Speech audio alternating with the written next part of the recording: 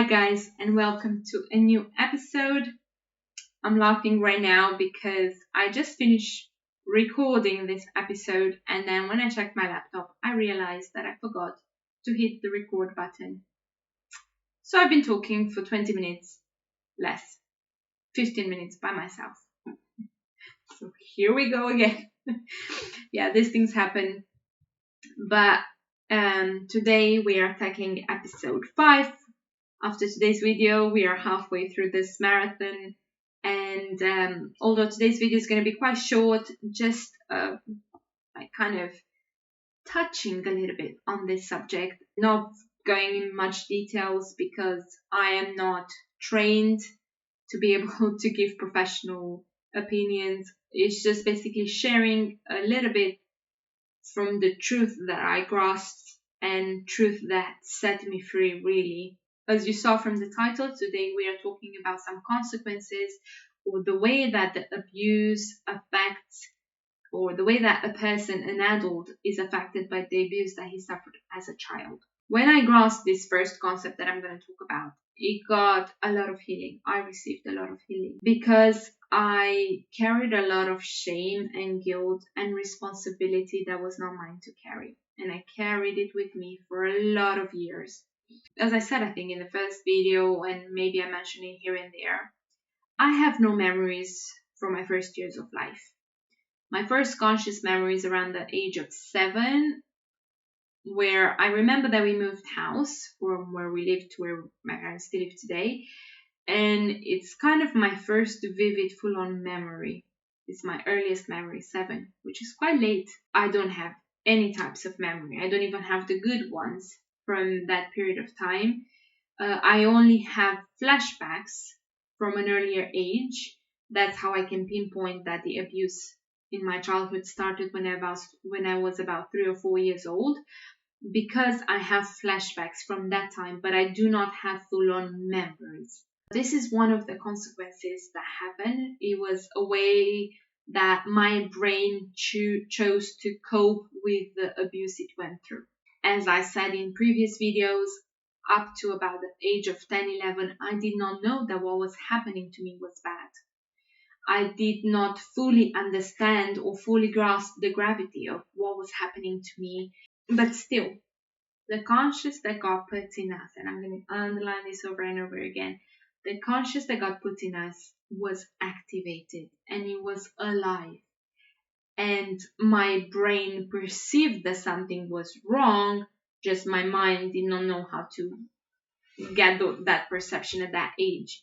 But basically what happened, it was this dissociation.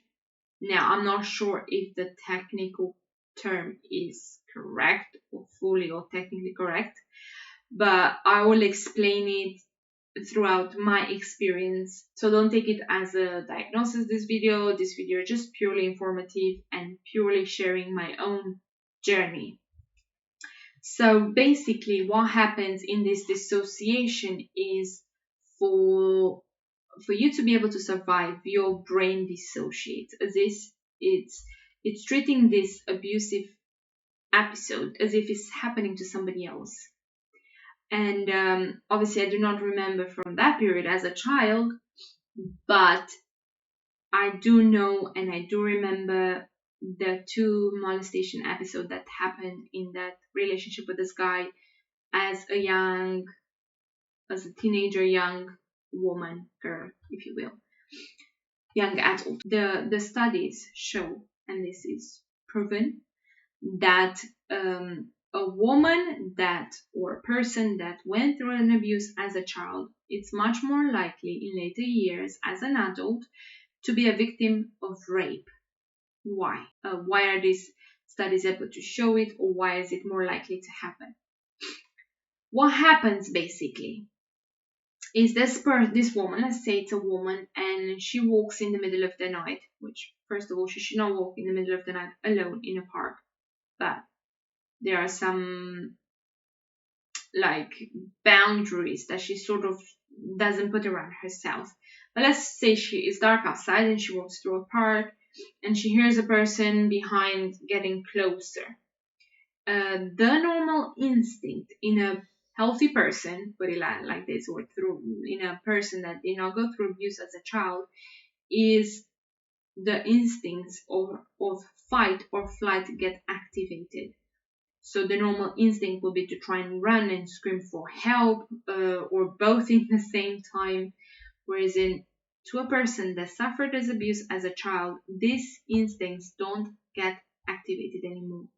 Instead, what gets activated is the dissociation. So instead of going into a fight or flight mode, the person goes into a dissociation mode. To describe it is almost if the person freezes. It can't move anymore. I understood it very well, and I'm going to say it through my own perspective, through my own story. Basically, when the 2 molestation episodes happened to me as a young adult, I did not react. I did not say no. I did not try to get away. I did not try to say stop. I just didn't do anything. And it was because instead of the fight or flight instincts to get activated in me, what got activated instead was the dissociation. It was what helped me survive as a child, and it was activating again now in these 2 instances. So for me, it was as if, and now I can describe it, it took me a long time to understand it, but it was as if I was on the outside of my body, and the molestation that was happening and those abusive episodes was happening to somebody else, not to me. It was as if I was watching it from the outside in sort of way. It was as if my body froze. It was as if my mind and my heart froze. It was as if I held my breath for that time, and I just managed to breathe afterwards. It was as if time stopped during those moments, and it was as if it was a pause. And now I understand it. And when I grasped this concept, that what happened and the way I reacted and why didn't I say no, it was because of this. It brought me so much freedom. I carried for such a long time so much shame and guilt and responsibility that was not mine to carry.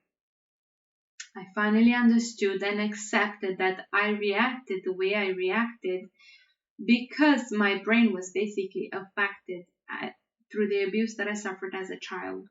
I don't have better words to explain it. Obviously, a professional will have better words of explaining it. That's why I continue, and I'll continue to underline, seek for help. If you can get the help, look for the help. It took me years to understand this concept, to come across it, to find it explained in the way that I could understand it. But all these years of guilt and shame that I carried with me could have been reduced if I had had the help.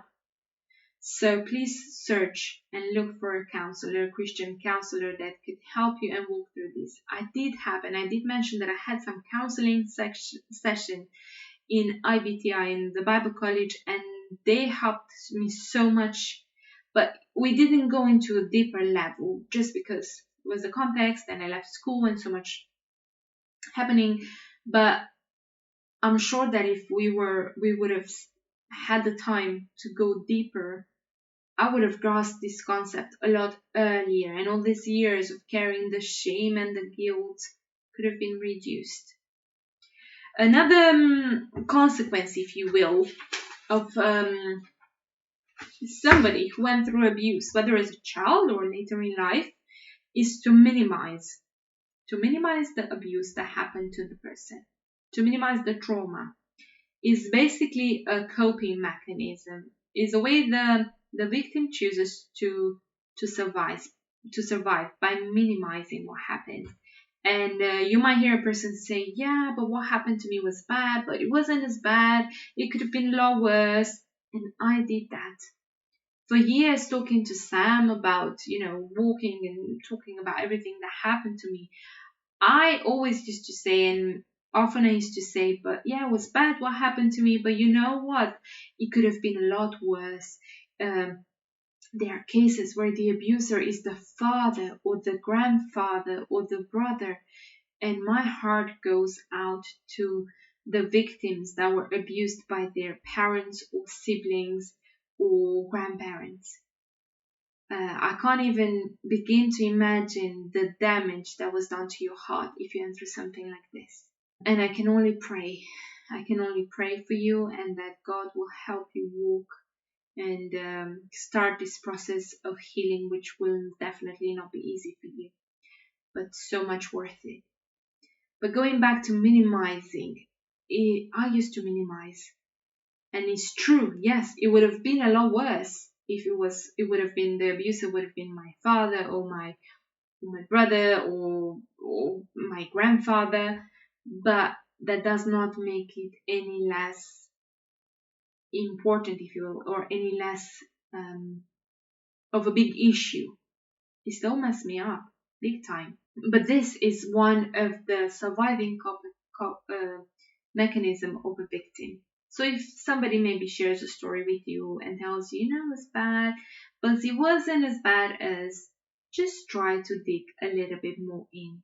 Because the episode could have been actually pretty bad, but the person is choosing to minimize it so that the victim can accept it and can survive it.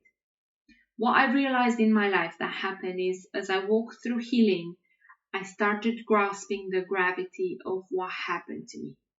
And I understood and accepted the way that the childhood abuse and then the toxic relationship and the abuse I suffered in a relationship, the way it messed me up and the gravity of what happened.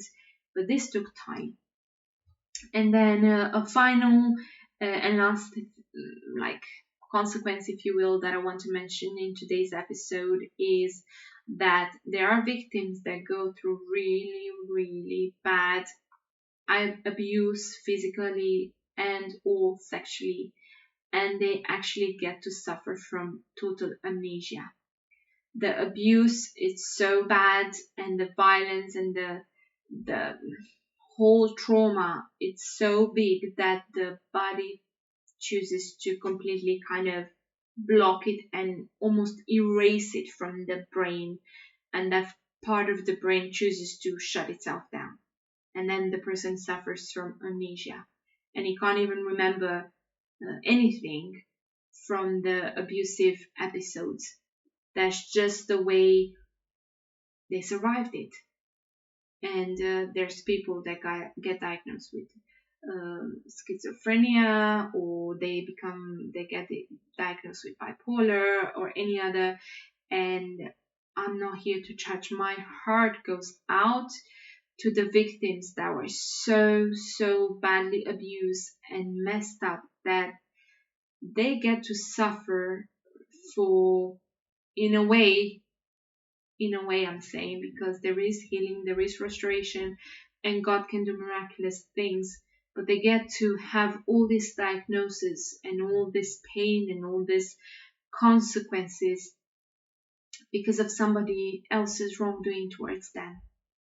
So I can only pray and that God would just touch these people. My heart goes out to you if you went through something like that, where these are more rare cases. Yeah, they are not, they don't normally happen, but they can happen, especially when we're talking about really bad cases of sexual and or physical abuse. For the person to survive, it almost erases it, or it splits in a double personality, or any other consequences that can happen. Don't stay and judge. It's easy to judge, but we should have compassion for these people. We should have empathy and surround them in a way with our prayers. This is basically what I wanted to share today, and obviously I'm not a professional, and it's just sharing a little bit from my own research and my own journey, as I said, grasping this concept of dissociation and why I reacted the way I reacted when the abuse in my teenage year happened. It brought me a lot of healing, and it's important that we know the truth and that we get the facts, because the Bible does tell us the truth shall set you free. And it was true even in this case. When I understood the truth and I grasped it, it brought me freedom. So I just pray that God will bring you face to face with the truth from your own journey. And every journey is unique, every story is unique.